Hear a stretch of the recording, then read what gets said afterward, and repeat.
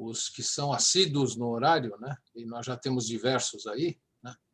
Eu vou iniciar agradecendo aos jornalistas que estão conosco, agradecendo o pessoal de inteligência imobiliária, que muito colabora com a gente durante o ano inteiro, né? São profissionais que trabalham de uma forma diferente, Basílio e Emílio. São profissionais que trabalham bastante durante a semana e 24 horas por dia durante os finais de semana, né? E é uma equipe muito importante que nos apoia aqui na nossa captura de dados, na nossa realização da pesquisa mensal. Eu vou pedir para todos que estão conosco para deixarem os microfones fechados, né? E vou pedir para o presidente Basílio, né, em 3 minutos, fazer uma abertura, né? Depois o presidente Basílio vai passar para o vice-presidente de Incorporação e Terrenos Urbanos, Emílio Callas, né? E depois do doutor Emílio, eu vou fazer uma apresentação de 20 minutos sobre o fechamento dos números de 2020. Em seguida a essa apresentação, eu, o presidente Basílio e o vice-presidente Emílio Callas estaremos à disposição da imprensa para responder os questionamentos. Então, Basílio, podemos iniciar. Ok, obrigado, Celso, obrigado, Emílio, por estarem aqui presentes. Bom dia a todos, um prazer estar com todos, se bem que depois de um ano de pandemia ainda estamos virtualmente, não? Seria muito mais caloroso estarmos fisicamente, ter o contato físico, essa história já está indo mais longe do que todos poderíamos imaginar. Mas, enfim, é o jeito, cá estamos, sempre bom, pelo menos, que exista essa maneira de a gente poder interagir.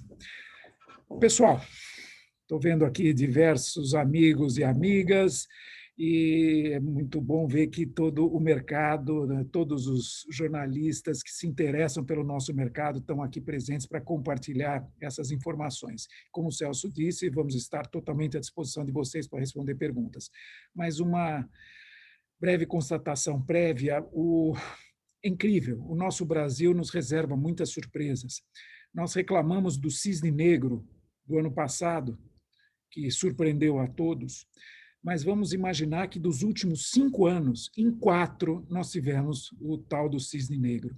Em 2016, paramos em função do impeachment. Em 2017, paramos em função do affair JBS. Em 2018, paramos em função da greve dos caminhoneiros. 2019, conseguimos andar um pouco. E 2020, tivemos esse grande imprevisto que foi a pandemia. Apesar disso, nosso mercado mostrou uma resiliência enorme e que surpreendeu a todos, inclusive a nós mesmos. Nós não esperávamos os números que o Celso vai exibir para vocês em seguida.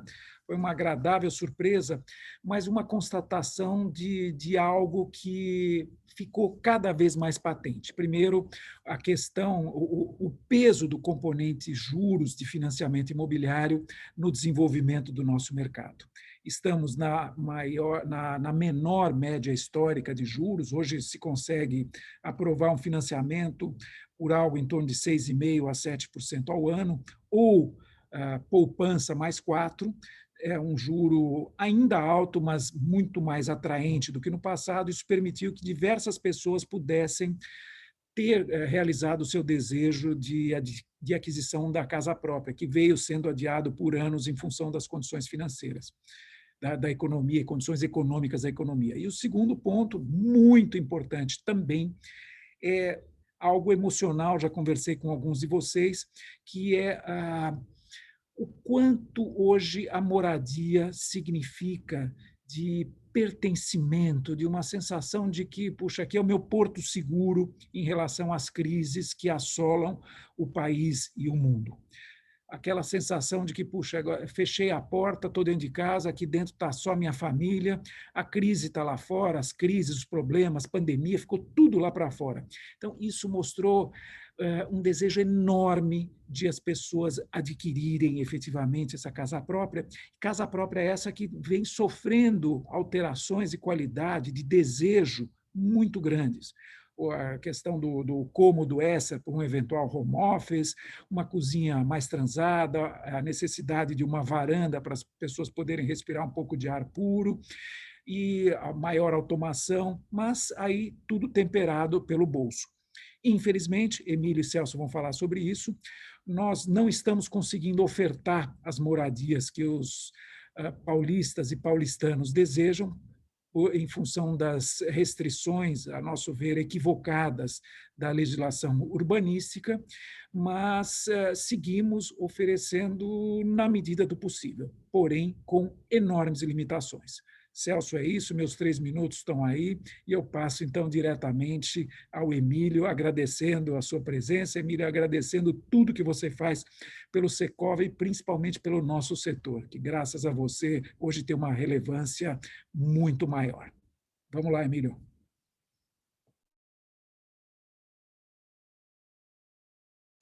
Você está no mudo, Emílio. Para não atrapalhar, eu queria agradecer muito você, Basílio, e o Celso por dedicarem tanto tempo ao nosso setor, à equipe de economia e todos os outros do Secov, que ajudam esse mercado a ficar pungente, como vocês já vão ver. Obrigado a todos por estarem aí, eu dou um abraço em vocês, dou um abraço especial na Chiara, que então, em nome de vocês, e eu vou dizer por que o nosso setor foi tão bem o ano passado. Ele foi muito bem, graças a uma série de coisas, mas eu vou ressaltar 2 em especiais. O governo de São Paulo e o do município deixaram as obras continuarem porque entenderam que a gente poderia trabalhar de uma forma coerente e cuidando da saúde das pessoas.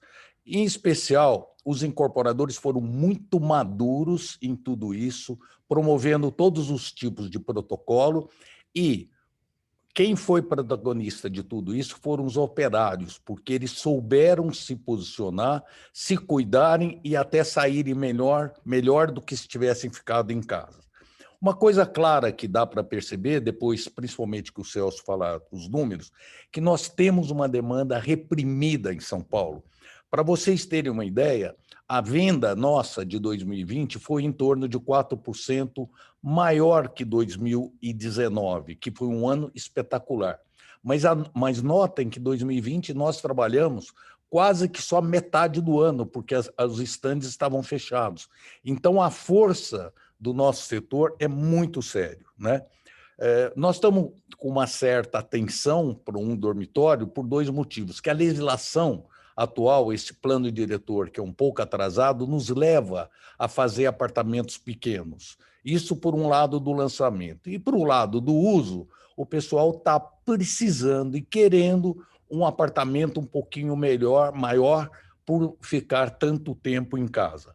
Nosso mercado foi espetacular, só pegando um dado que o Celso vai falar para vocês, nós melhoramos o número de empregos em 143 mil postos de trabalho no Brasil, e desses, 112 vieram da construção civil. Então, é um espetáculo tudo que está acontecendo com a gente, haja vista o problema da pandemia.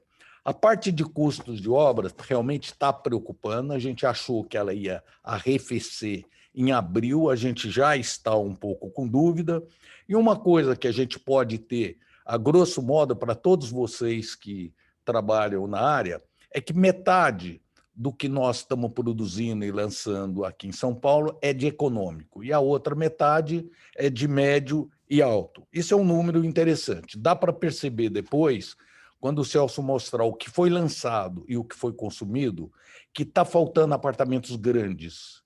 E tanto é que consumiu mais apartamentos grandes do que foi lançado. O que acontece isso?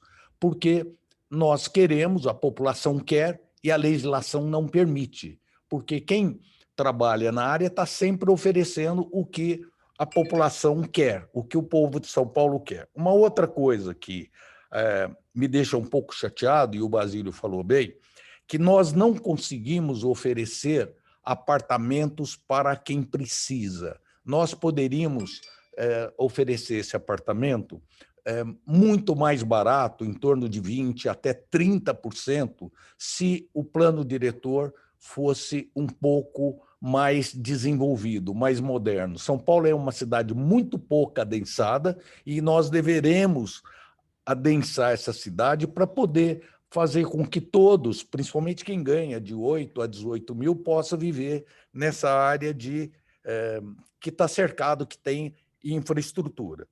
Mas, de qualquer forma, nós podemos dizer que nós fomos muito bem, vendemos mais que 2019, que foi um grande ano, em metade do ano.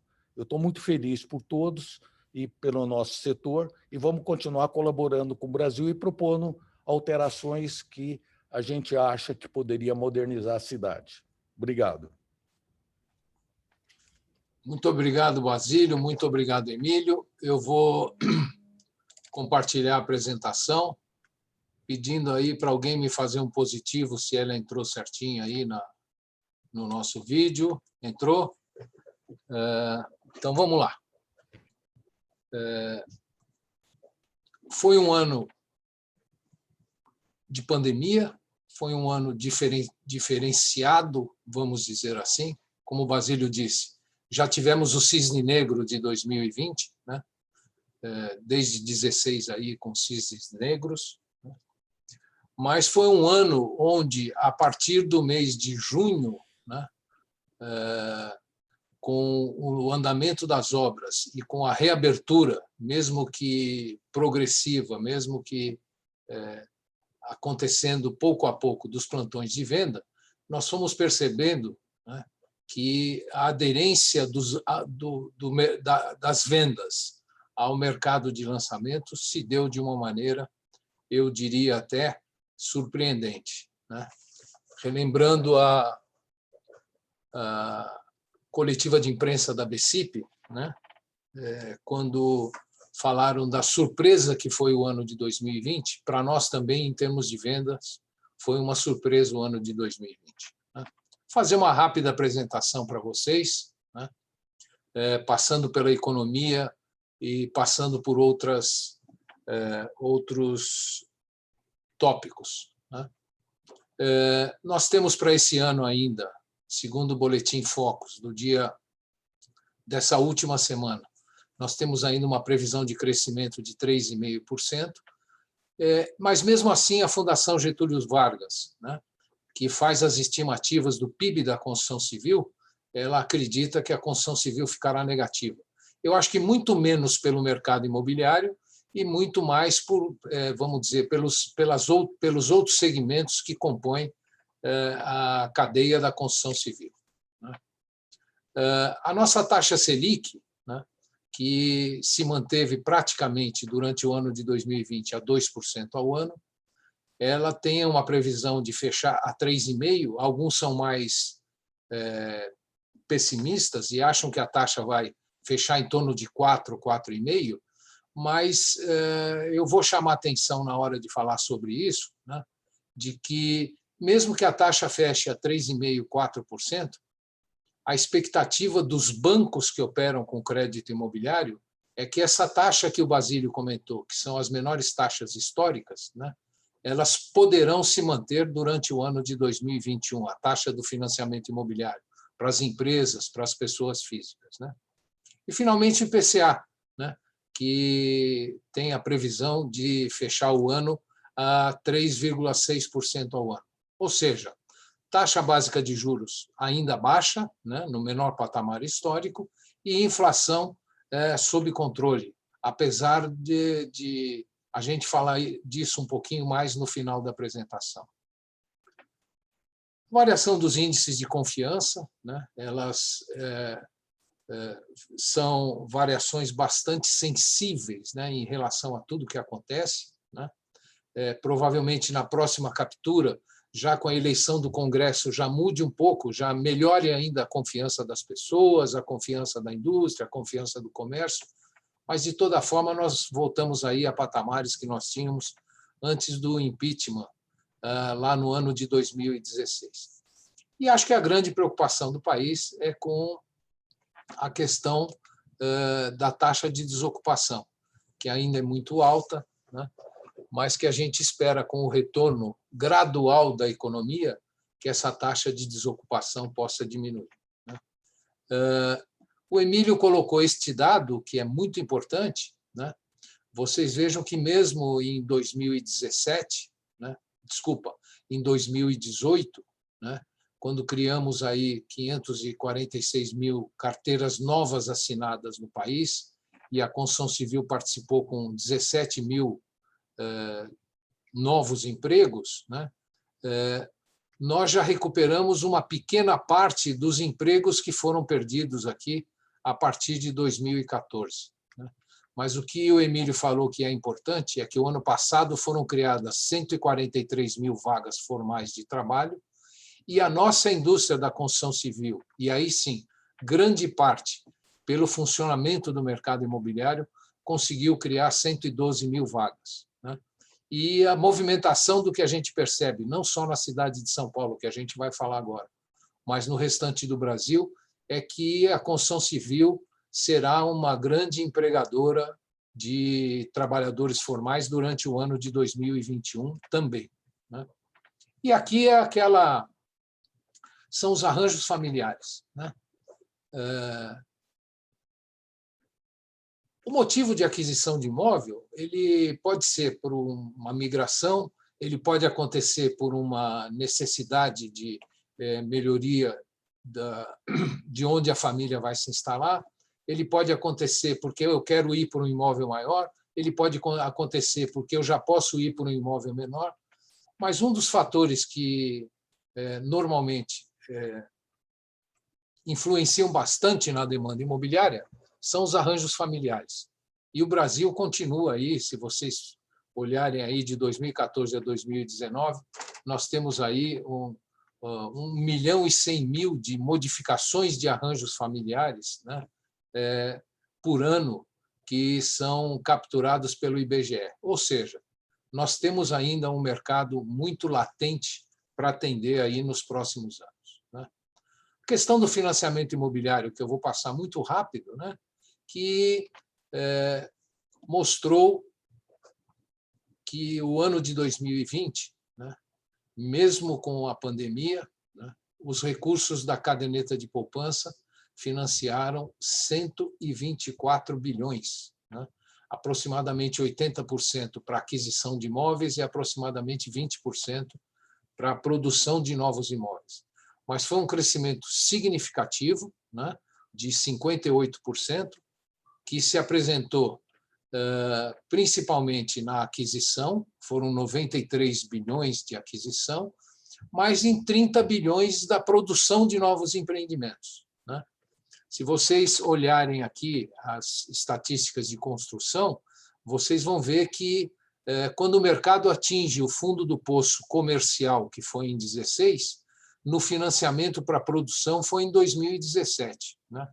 E de 2017 para 2020, a gente já teve aí um crescimento de aproximadamente 21 bilhões de financiamentos de novos planos empresários. Essas são obras novas que estão indo aí para o mercado. E também é interessante essa inflexão aqui que houve entre imóvel novo e usado, ou seja, o mercado veio muito bem nos anos de até 2013 e 2014, e nós tínhamos mais financiamento de imóveis novos, ou uma quantidade grande de financiamento de imóveis novos, vocês vão ver aqui 2015, 2016, 2017 e 2018. Como houve essa baixa de produção, nós passamos a ter uma queda na aquisição de imóveis novos, e agora a tendência é que esse financiamento de imóveis novos cresça, continue crescendo, já cresceu de 2019 para 2020, mas continue crescendo a partir de 2021. A questão da inadimplência, que mesmo nos piores momentos da economia do país, a inadimplência se manteve sempre abaixo de 2 pontos percentuais, ou quase sempre abaixo de 2 pontos percentuais, e o acerto que foi o país, em 1997, ter trazido para o sistema a nova garantia, que é a alienação fiduciária de bem imóvel. apresentamos muitos bons índices de inadimplência no sistema brasileiro de poupança e empréstimo. E isso demonstra, né, mais uma vez, o Basílio fez um comentário, a valorização que o povo brasileiro tem pelo seu imóvel e pelo seu imóvel próprio, né? Por vezes, as pessoas deixam de pagar outros tipos de financiamento, outros tipos de conta, mas, em último caso só, que acaba deixando de pagar seu imóvel, só quando é uma situação bastante crítica, né? Melhor do que as notícias de financiamento de 2020 são as estimativas da ABCIP para 2021, né? São bastante positivas, né? Com crescimento aí, se pegarmos aqui o financiamento entre SBPE e Fundo de Garantia, 177 bilhões, a ABCIP projeta para esse ano de 2021 a aplicação de 214 bilhões de recursos, né? Então, vocês vejam que a entidade que tem mais feeling da operação dos bancos, tem mais feeling de crédito, tem mais feeling de affordability, né? Está acreditando que nós, em 2021, mesmo com vamos dizer, os obstáculos que nós vamos ter que enfrentar, e que eu vou falar deles ao final da apresentação, ela está prevendo aí um crescimento forte no crédito imobiliário e, importante, né, a manutenção das taxas de juros praticadas no crédito imobiliário. Aqui está a nossa série histórica, agora já com 17 anos, né, de uma mesma metodologia, né? Então, São Paulo, até aproximadamente 2011, era uma cidade que atendia muito a classe média e a classe média alta. De 2011 a 2012, nós já vamos ver a separação. Nós começamos a ter os adventos dos apartamentos compactos, né? Apesar do programa Minha Casa Minha Vida ter começado em 2009 e ter tido um ganho de velocidade a partir de 2010, na cidade ele passa a ser muito operacionalizado, ele passa a ser aderente no município de São Paulo a partir de 2016, e a partir de 2016, nós, do Departamento de Economia do Secov, passamos a acompanhar esse mercado do programa Minha Casa Minha Vida e Casa Verde e Amarela hoje com mais atenção, e o Emílio foi muito feliz ao dizer o seguinte, né?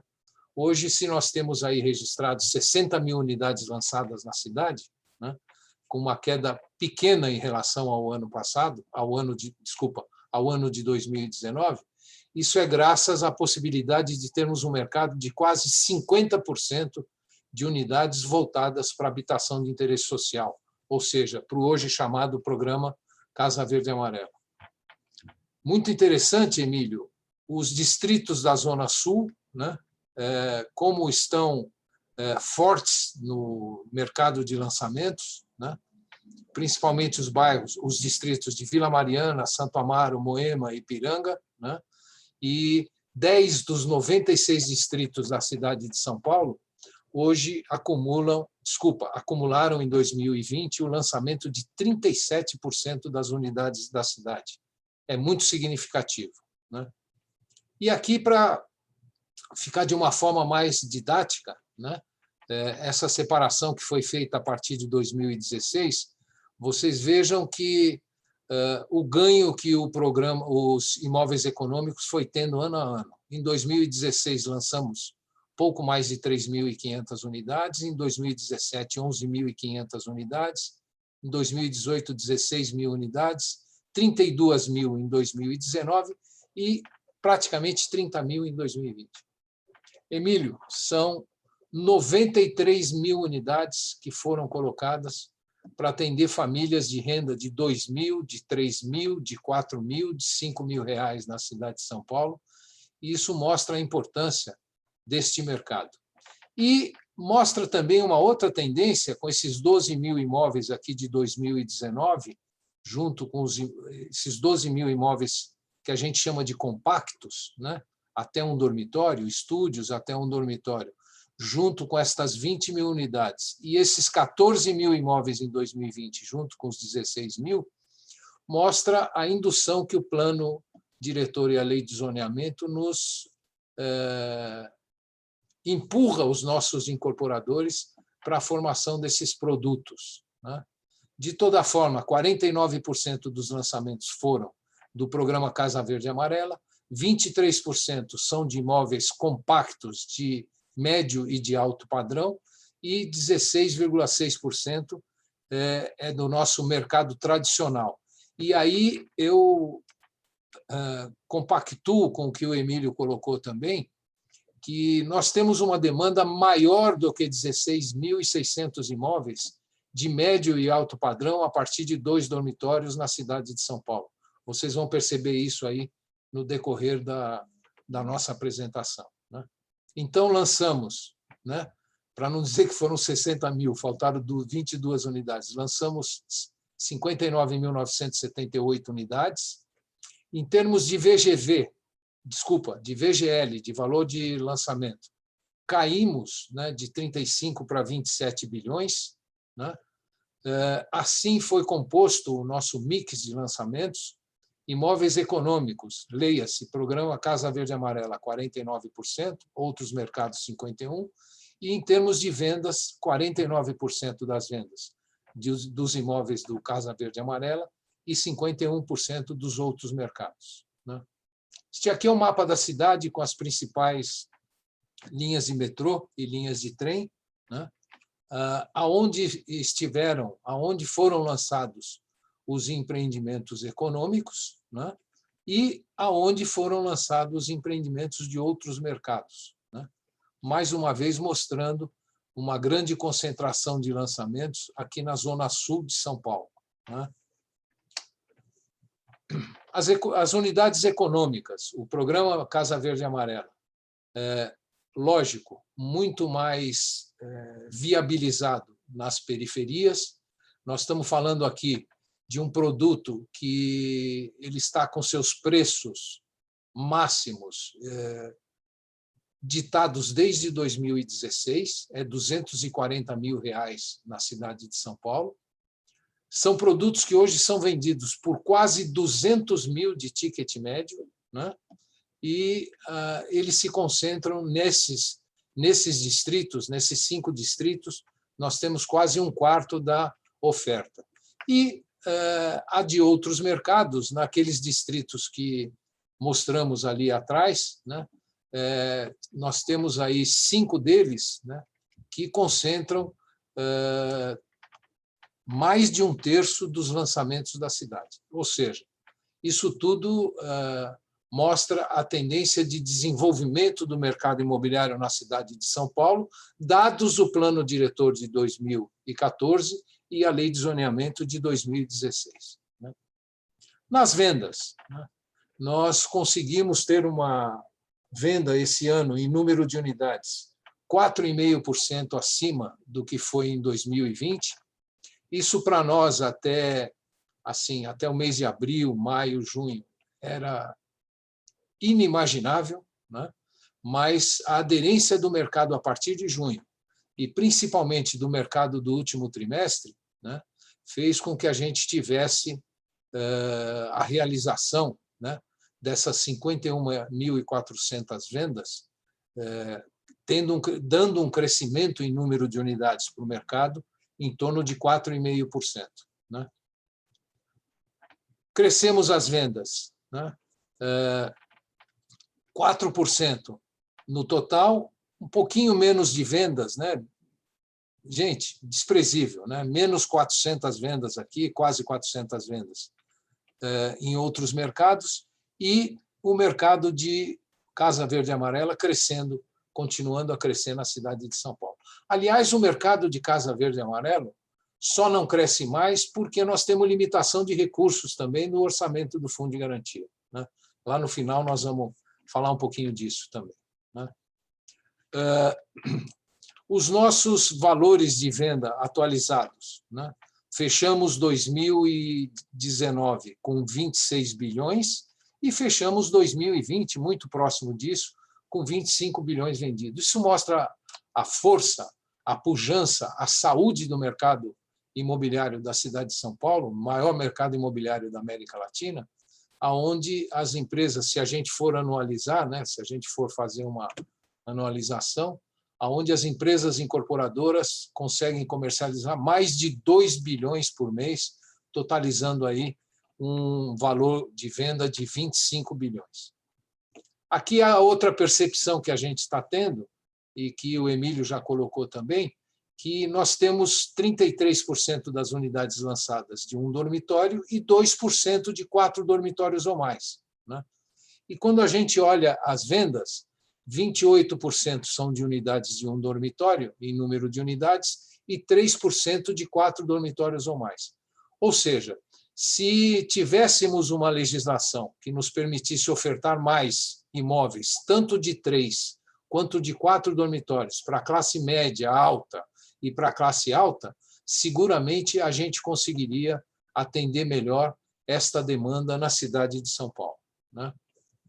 Uma outra coisa interessante, um dado interessante, é que das 51 mil unidades vendidas, né, se vocês perceberem, 27 mil foram até 240 mil reais de venda, né, 51%. Aqui pega todo o programa Minha Casa Minha Vida e pega alguns apartamentos compactos também. Mas o que é interessante, apesar de eu ter lançado poucas unidades acima de, ou melhor, não é poucas unidades, apesar de ter feito menos lançamentos de 3 e 4 dormitórios, né, nós tivemos aí a venda de aproximadamente 5.600 unidades, acima de 900 mil reais, atingindo aí 44% do VGV vendido, né? É bastante significativo. Aqui dá para se perceber que nós estamos conseguindo vender bastante até 750 mil e vendendo significativamente acima de 900 mil. E temos aqui uma, vamos dizer, uma região, né, uma área de preço de venda que é entre 750 e 900 mil, que nós temos menos oferta, menos venda e um VGV aí de 1 bilhão e 100, né? Isso é muito interessante da gente ter percebido. As nossas vendas sobre oferta, ou como alguns preferem, velocidade de vendas, atingiram uma média em 2020 de 11%, né? Vamos dizer, as parciais estão aqui do lado direito do gráfico, né? Mas vocês vejam que os imóveis econômicos, na média no ano, 11%, e médio alto padrão, na média anual, 10,9%. Isso mostra que os incorporadores acertaram na oferta, né? O mercado está demandado e nós estamos com uma velocidade de vendas boa, né? Média de 11%, né? Média que tínhamos aqui em outros anos, mas principalmente a nossa velocidade, a nossa venda sobre oferta anual de 59,2%, voltando aí a patamares de 2011, 2012 e 2013. Assim se comporta o gráfico do acumulado nos últimos 12 meses de lançamento e de vendas, e pelo forte lançamento que nós tivemos no último trimestre, que foram aproximadamente 30 mil unidades, a nossa oferta final teve uma subida, vamos dizer, que poderia nos assustar, olhando o número, né? Fechar 31 de dezembro com 47 mil unidades para vender, né? Poderia nos preocupar. Mas não nos preocupa e mostra um equilíbrio, porque nos últimos 12 meses nós vendemos aí mais de 51 mil unidades. Ou seja, grande parte dessas unidades que estão em estoque foram lançadas no mês de dezembro, uma parte menor em novembro, uma parte menor em outubro, né? Mas eu tenho certeza que não desequilibrará o nosso mercado ter alcançado essa oferta final, né? E, finalmente, para finalizar com vocês, dentro do tempo que nós tínhamos previsto, né, falar um pouquinho das perspectivas para 2021, que gerou até um pouco de debate aqui interno do Secov, mas eu queria falar um pouquinho sobre elas, né? Primeiro, nós estamos muito preocupados com o equilíbrio no fornecimento e no aumento dos insumos da construção. Essa semana já fomos noticiados, já fomos avisados, já houve a divulgação de um aumento de aço, se não me engano, para o mês de março, de aproximadamente 37%. É isso, né, presidente? 37%. Hoje eu acabei de receber aqui no meu smartphone, acabei de receber, também já está previsto um aumento agora para o mês de março de 8,7% de tubos e conexões.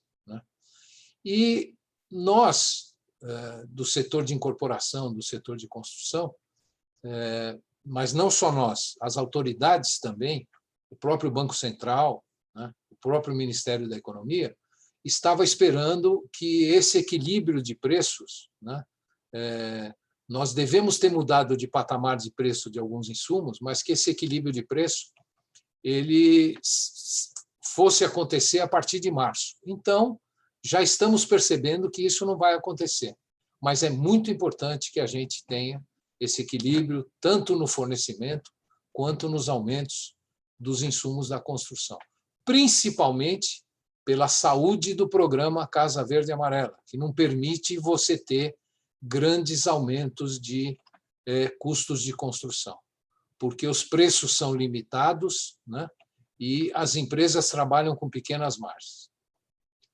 Por outro lado, nós não teremos nenhum problema de falta de recurso durante esse ano, tendo em vista o que aconteceu o ano passado com a caderneta de poupança, com a arrecadação líquida de mais de 120 bilhões de reais, mesmo sabendo que isso deve escoar um pouco agora no começo do ano, como todos os anos, e como já aconteceu em janeiro, mas que, se tivermos uma taxa de juros, como a prevista de 3,5% ou até 4% no final do ano, além de não faltar recurso para o financiamento imobiliário, nem da caderneta de poupança, nem do fundo de garantia, não há previsão de aumento de juros no radar dos bancos e nem no nosso radar. Então, isso é muito importante para nós, porque isso melhorou a affordability dos compradores, melhorou a condição das pessoas poderem acessar o financiamento.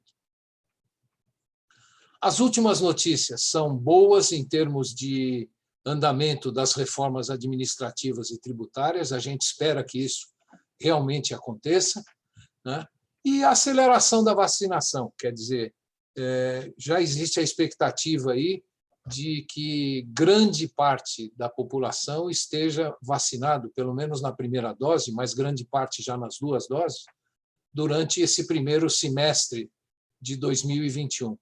E quanto mais isso puder ser e for acelerado, mais nós vamos ter o retorno gradual da economia. E aí nós podemos atingir esse crescimento previsto de 3,5%, ou em torno disso, ou um crescimento até maior, o que vai nos permitir ter um mercado imobiliário que a nossa expectativa é positiva, para que ele tenha um bom desempenho dos 2 últimos anos, com crescimento de 5% a 10%.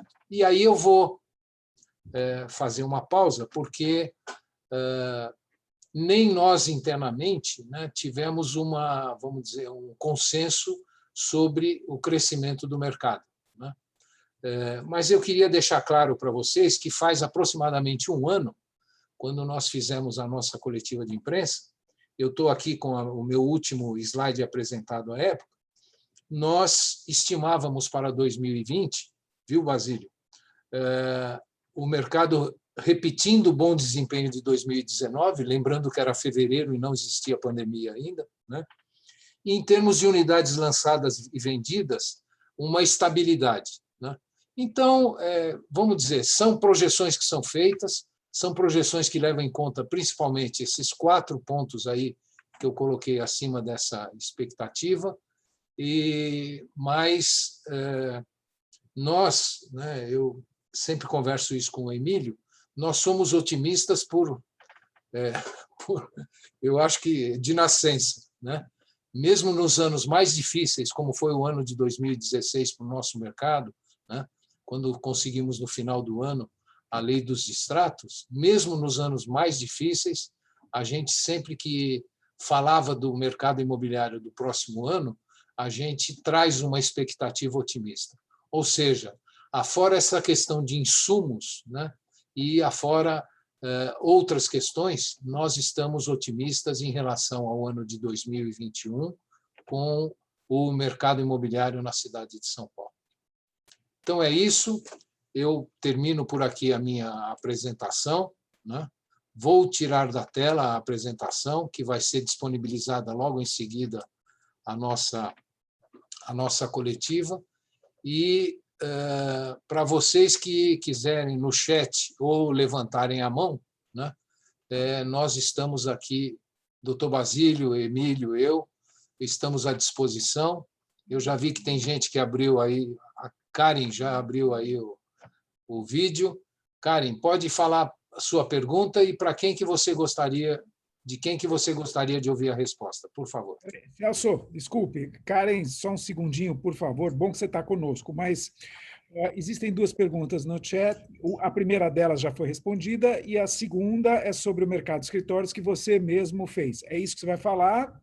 Mas, se quiser reiterar alguma coisa, manda bala. Você está no mudo. Você está no mudo, Karen. Vou abrir aqui. Bom dia para todos. Gente, parabéns pela apresentação, sensacional. Cheia de dados, adorei. A minha pergunta é exatamente essa, falando um pouquinho como que se comportou o mercado imobiliário comercial no ano passado, perspectivas para esse ano, considerando que continua essa tendência do home office e muitas empresas também vão adotar o trabalho híbrido. Ok. Vou me permitir responder essa, Emílio e Celso? Claro.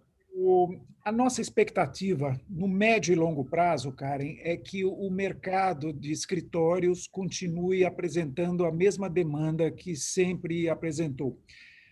Sem dúvida, existe uma predisposição de algumas empresas para adotar um sistema híbrido. Isso deve continuar como alternativa, porém está absolutamente claro no mercado, e, aliás, fizemos até uma brincadeira no início aqui da videoconferência, ninguém aguenta mais videoconferência.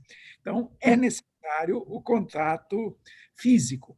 As empresas, e não só numa reunião como essa que nós estamos tendo hoje, mas também nos processos internos das empresas. Como é que você vai treinar pessoas se você não tem o contato, se não tem o olho no olho, se não tem aquele papo no cafezinho? Isso parece irrelevante, mas não é, é importantésimo.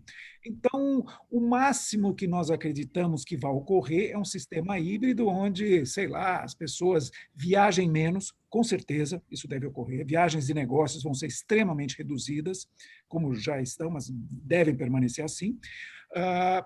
Se as reuniões, muitas continuarão no esquema de videoconferência, mas muitas serão presenciais e alguns dias da semana as pessoas vão poder trabalhar em casa, sim, ou em casa, onde quer que seja, não no ambiente do escritório. Se você considerar que isso pode gerar uma diminuição de demanda, é fato. Por outro lado, existe um aumento de demanda em função da necessidade de maior distanciamento social. Hoje você vê nas empresas os postos de trabalho não cumprem as novas normas, e essas novas normas vieram para ficar. Temos que ser realistas, isso não vai mudar, o vírus vai estar conosco por anos, acho que já caiu a ficha para todo mundo, então teremos que nos cuidar. E o resultado disso é um tremendo debate entre as empresas que se dedicam a esse segmento, mas a conclusão é de que a demanda não vai subir como esperado. Então, devemos ter uma estabilização de demanda por algum tempo. O ano passado, nós não temos números oficiais fechados ainda, mas eu posso te dar, e a todos os amigos e amigas aqui presentes, uma estimativa. Tá? São Paulo conta com mais ou menos 16 milhões de metros quadrados de escritórios, desde o AAA até o C, aquele conjuntinho no centro, sem ar-condicionado, sem nada. Tá? Esse é o total. Um pouco menos da metade disso tem ar-condicionado e entra geralmente nas estatísticas. Nós temos uma absorção nova, ou seja, uma necessidade de novos metros quadrados da ordem de 200 a 300 mil metros quadrados por ano. O ano de 2019 foi excepcional, a demanda, Celso, me foge o número agora, mas eu sei que foi um pouco acima da média, me foge o número exato agora, mas compensou uma demanda menor nos anos anteriores. O ano de 2020, em função de tudo que ocorreu, pela primeira vez na história da cidade de São Paulo, a gente deve fechar com uma absorção negativa. Algo entre 100 a 200 mil metros quadrados negativo. Eu diria que mais próximo de 200 do que de 100. Tá? Porém, entendemos que é algo extemporâneo, que esse ano devemos voltar, no mínimo, a uma situação de equilíbrio. Perfeito. Obrigada. Gente, continuamos à disposição. Mas, então, já que ninguém se levantou a mão, Karen, deixa eu continuar um pouquinho, já embalei mesmo. O mercado de galpões logísticos foi um tremendo sucesso esse ano, tá? Esse ano de 2020.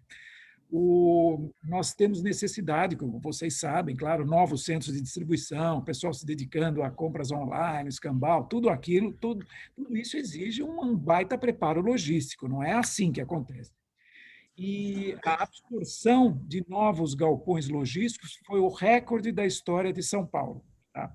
Os números ainda estão sendo fechados. Eu vou fazer tudo o que eu não devo fazer. As meninas vão me puxar as duas orelhas a seguir. Mas eu vou dar uma ordem de grandeza para vocês, mas, por favor, não tomem esse número como real. Tá? Não é real, é uma ordem de grandeza.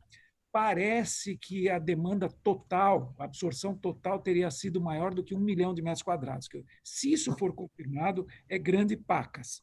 Tá? Mas, por favor, ordem de grandeza só. Tá? Basílio, mas isso a gente pode atribuir principalmente esse aumento absurdo, lógico, por causa da pandemia do comércio eletrônico? Sim, sim. E a mudança do conceito, de vários conceitos de logística.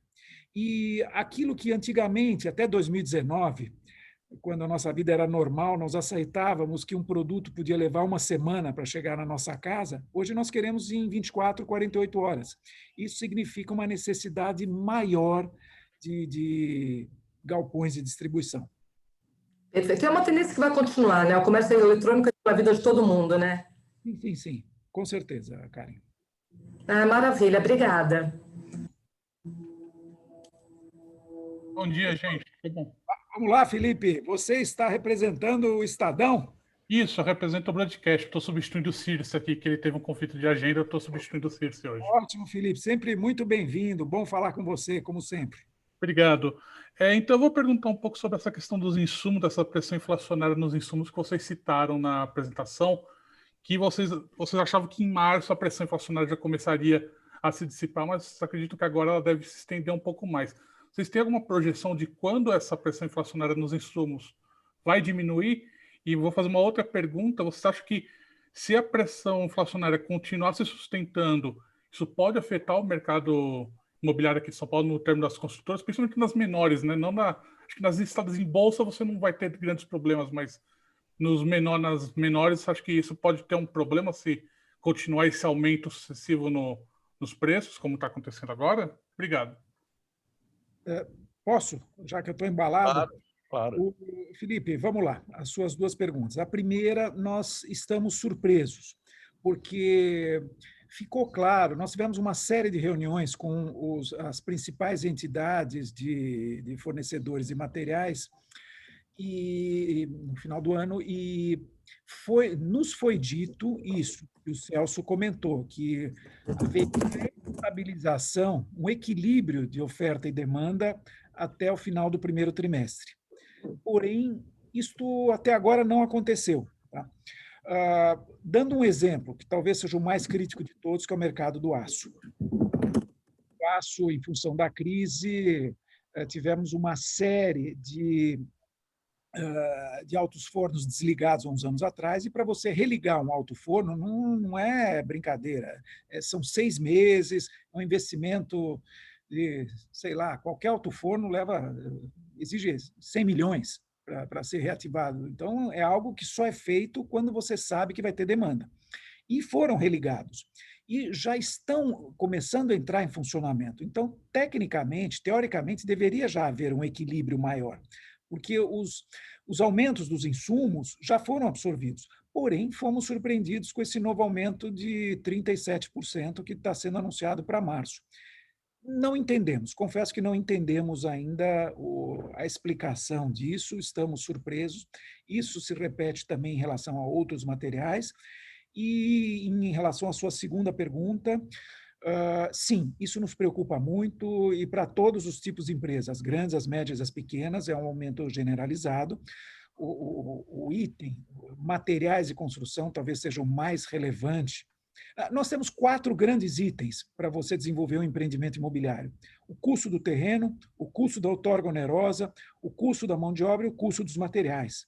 Então, o Emílio já comentou, terreno e outorga estão em patamares muito altos, em função de todos os equívocos existentes. Mão de obra, vamos ter uma negociação agora em maio, que vai ser importante. E o quarto item, materiais, com essa expectativa de subida, vai necessariamente haver uma subida nos preços de venda. Não é possível, não vai se conseguir absorver. E isso não está se refletindo nem no INCC. O INCC, que é o índice que reajusta os preços da construção civil, como você sabe e os demais amigos sabem, ele tem uma perspectiva menor, bem menor do que esse aumento dos materiais, em função do envolvimento de uma série de outros parâmetros. Mas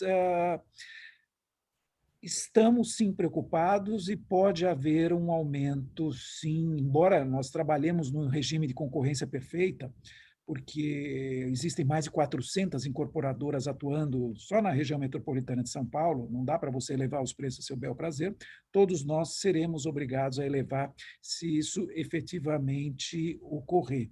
E já entrando, inclusive, na pergunta do Leonardo, não vemos, os insumos estão aumentando, mas não vemos nenhuma perspectiva de o governo elevar os limites da Casa Verde Amarela.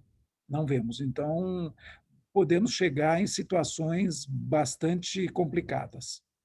Basílio, só complementando, então você acha que pode ter um gargalo no Casa Verde Amarela, por exemplo, se os insumos chegarem a um ponto que as incorporadoras acharem que não vale a pena você fazer novos empreendimentos porque você não consegue repassar esses custos na hora dos preços, acho que isso pode ter um gargalo aqui no mercado aqui de São Paulo, até porque o Casa Verde Amarela foi o que sustentou basicamente o mercado imobiliário, né? Pelos dados que vocês mostraram aqui, foi o setor que realmente sustentou a alta, né, do ano passado. Felipe, ótima pergunta. Eu não vou entrar no aspecto político, por óbvio, mas o Minha Casa Minha Vida, a atual Casa Verde e Amarela, é um programa de Estado que deu muito certo, foi um dos mais exitosos do mundo. E hoje a gente pode comemorar a enorme diminuição de uma chaga social que o Brasil enfrentava, ainda enfrenta, mas tem diminuído, em função do número de unidades que foram possíveis se oferecer através do programa. Hoje já estamos, o Celso me corrige, mas na ordem de 5,5 milhões de unidades entregues e contratadas. Quer dizer, puxa, isso é número grande para qualquer país do mundo. E ainda conseguimos ofertar em São Paulo, o limite é R$240 mil, mas 240, certo, Celso? Perfeito, perfeito. R$240 mil. Mas nós temos oferta a partir de 150 mil, só para você ter ideia. Ainda conseguimos ofertar valores menores de 240, mas se começar a chegar muito perto, considerando que todo o pessoal que atua nesse segmento do mercado atua com preços extremamente comprimidos e margem de resultado, de lucro extremamente comprimida, a situação poderá complicar. Algum comentário, Emílio? Sim, se o Basílio permitir, a parte econômica... Hoje eu falei demais.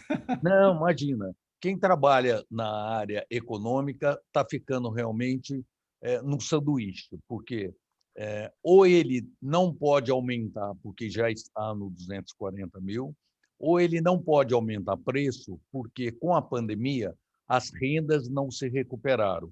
Perfeito. Em compensação, né, o custo vem subindo. Então, nós vamos ter um problema, e eu realmente acho que o Basílio está certo, eu não vejo politicamente uma chance de se aumentar o 240 mil, mas ele é necessário. No interior de São Paulo, em algumas cidades, fica mais comprovado isso daí, porque, pela regra que esses interiores, essas cidades do interior usam, que é a sanitária, os apartamentos são muito grandes, então ficam mais caros ainda, com menos renda. Então, sim, eles vão. Quem atua nesse mercado, eu inclusive, estamos realmente assim dentro de um sanduíche. Mas, Felipe, ao contrário do que você falou, isso vai afetar, como o Basílio falou, todas as empresas, mesmo as de capital aberto, porque isso vai refletir no balanço delas e vai refletir também, daqui a pouco, nos preços. Por isso que eu sempre falo que os preços de imóveis vão aumentar. Se você olhar os preços dos imóveis de médio alto, o ano passado já teve um aumento grande real.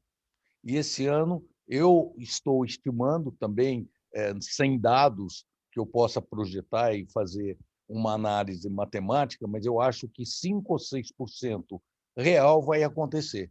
E isso quem está sendo prejudicado muito, infelizmente, são os consumidores. Não dá mais para apertar nessa parte de vendas, porque cada vez mais as empresas incorporadoras e construtoras elas têm que fornecer mais serviços, tem que aparelhar mais, então ela tem mais gasto dentro do escritório. Tá? Uma outra coisa, Basílio, que eu queria lembrar, que eu acho que é muito importante nesses aumentos todos que nós estamos tendo ainda, é que você falou do problema que as construtoras podem ter. O ano passado, que foi um ano de pandemia, nós, da área de incorporação, da vice-presidência de incorporação, nós fizemos uma reunião todo mês e boletins semanais. E nós vimos alertando todos os construtores para tomar cuidado, porque tem construtores e ou incorporadores que constroem para outras pessoas. Nós falamos, tome cuidado, porque se até o ano retrasado a fase boa era dos incorporadores que poderiam contratar construtoras a baixo preço, agora a coisa ia mudar porque as construtoras teriam um aumento durante a vigência do contrato deles. Nós cansamos de dar esse recado e eu espero que todos tenham tomado providência para não amargarem prejuízos muito grandes na área de construção. Tá? Eu só agradecendo tanto o Basílio como o Emílio, eu queria avisar que essa apresentação nossa foi gravada e que ela vai estar disponível no canal do Secov, no canal Secov do YouTube. Tá? Mais alguma pergunta, gente? Oi, gente, tudo bom? Bom dia para vocês. Oi, Chiara. Tudo bem? Então, eu acabei perdendo aqui, porque a gente fica fazendo tempo real, ouvindo e mandando, acaba deixando passar alguma informação. Eu queria checar esses 37% de aumento anunciado, que vocês responderam, né, na pergunta do Felipe, se refere a quê? Foi anunciado pelo pessoal de Aço Longo para março? Chiara, vamos lá. Português claro, com a transparência que a gente sempre conversa, Chiara. Isso está correndo pelo mercado. Tá? Não é assim, não temos nada por escrito, não chegou nada, mas o zum que corre é que o aumento vai chegar no início de março e nesse valor. Tá, mas esse aumento se refere especificamente a Aço Longo? Aço Longo, exatamente. E talvez fosse até o caso, certamente, de você aferir isso junto às suas fontes pelo lado de lá, claro, para a gente ter, todos poderem ter uma informação mais categorizada, mais abalizada. Tá certo, obrigada pelo esclarecimento. Uma outra dúvida, Basílio, aqui, quando nós conversamos ali no meio de janeiro, você tinha uma expectativa de que as vendas ficariam estáveis nesse ano. E hoje o Secov anunciou aí essa projeção de crescimento de 5% a 10%. O que mudou que justifica esse ajuste na expectativa? É uma boa pergunta. O Celso riu porque nós tivemos uma enorme discussão interna a respeito e não existe um consenso interno sobre isso, Chiara. O Celso deixou isso muito claro. Bom, vamos lá. Se tudo der certo, se aqueles pressupostos que o Celso mencionou no último slide que ele apresentou acontecerem, se os juros se mantiverem comportados até 3,5%, se a inflação se mantiver comportada, se nós não tivermos nenhum acontecimento político de monta, se as reformas caminharem, existe expectativa de uma venda maior, Perfeito. principalmente a venda, porque o patamar de lançamentos está muito grande já. Tá? 60 mil é um número que nós não esperávamos. Sim. É que dezembro foi um número, nós conversamos antes da gente ter noção dos números de dezembro, surpreenderam a todos. Foi absolutamente unexpected. Mas, então, em relação às vendas, se tudo isso acontecer, a gente pode ter uma subida assim, de 5% a 10%, ou seja, a gente sair do patamar de 50 mil e ir para um patamar mais próximo a 55 mil. Mas existem uma série de riscos nesse caminho. Tá? A inflação pode sair do controle. A gente começa a ver, inclusive, o Valor hoje fala bastante sobre isso, vocês falam sobre isso, uma preocupação do Banco Central, do Ministério da Economia e dos agentes públicos em geral, de que a inflação não esteja tão sob controle quanto querem fazer crer. Isso preocupa barbaridade. E, com isso, se houver necessidade de uma subida de juros antecipada e o mercado de trabalho também se ressentir, o resultado imediato vai ser que nós não vamos ter aumento de vendas. Tá? Com juros maiores e uma menor demanda por um mercado de trabalho que não se recupere da maneira esperada, aí, no melhor dos cenários, a gente teria uma estabilização. Mas no nosso Brasil, Chiara, resumindo, é extremamente difícil prever e acertar. Prever é fácil, acertar que é difícil, né? Perfeito. Então, Basílio, eu entendo assim que tem os fatores favoráveis às vendas e esses riscos, mas assim, eu continuo sem entender assim, qual ponto que mudou, que justificou essa revisão na projeção? Fala, Celso. Principalmente o último trimestre, Chiara, é que nós, durante o mês de dezembro, nós capturamos uma série de empreendimentos que não haviam sido computados na base de lançamentos e eles foram no mês de dezembro. Tá? No mês de dezembro, você vai poder ver no nosso relatório, né? Nós tivemos aí mais de 20 mil unidades colocadas à disposição. Elas não são 20 mil unidades que foram colocadas à disposição em dezembro, mas em dezembro, em novembro e em outubro. E que, por uma falha aí, que não vem ao caso a gente comentar aqui, né, elas não haviam sido computadas como lançamentos feitos em outubro e novembro. Não sei se isso ajuda você a entender. Ajuda sim, ajuda sim. A expectativa, então, do número final aumenta, porque essas 20 mil unidades terão sido colocadas desde o início do ano, né? E não entraram nas vendas de 2020. Portanto, esse aumento de oferta, maior do que o que estávamos prevendo, Chiara, conduz a um ligeiro otimismo caso as condições macroeconômicas se mantenham. Certo, gente. Eu acho que... Deixa eu só dar uma olhada aqui. Acho que é isso, assim. E sobre terrenos, Emílio, você pode dizer, assim, né, que tem um patamar, assim, que os preços de terrenos têm subido, as altas estão concentradas nos eixos ou em todas as regiões da cidade? Como é que está isso? Chiara, eu vou pedir desculpa em nome do doutor Emílio, é que ele tinha um outro compromisso. O Emílio saiu, desculpa, eu não tinha visto aqui. Ele saiu às 11h30. Mas deixa eu te falar uma coisa. Enquanto não houver, né, parece até ladainha, né, Basílio? Enquanto não houver a calibragem, né, nós continuaremos a ter um contínuo aumento dos terrenos em São Paulo. Os terrenos disponíveis para incorporação dentro da legislação vigente são escassos e são cada vez mais caros, Chiara. Não tenha dúvida disso, né? Então, os imóveis que estão sendo produzidos, né, como o Emílio colocou, ele já vem com aumento real em 2020 e provavelmente venha com aumento real em 2021, né, para se manter a margem das incorporadoras. Não houve nenhuma mudança que pudesse falar o seguinte: o preço de terreno estabilizou, né?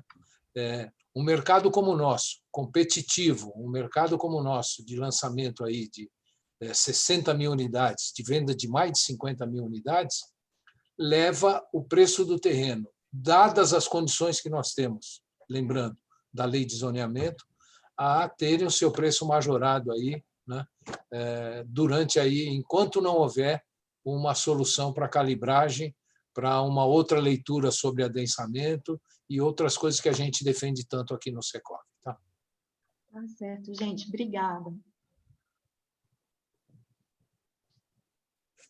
Gente, são 11h37, com 7 minutos de atraso. Eu queria agradecer a presença dos jornalistas, eu queria agradecer a participação de vocês, agradecer ao presidente Basílio, o presidente Emílio, que teve que sair.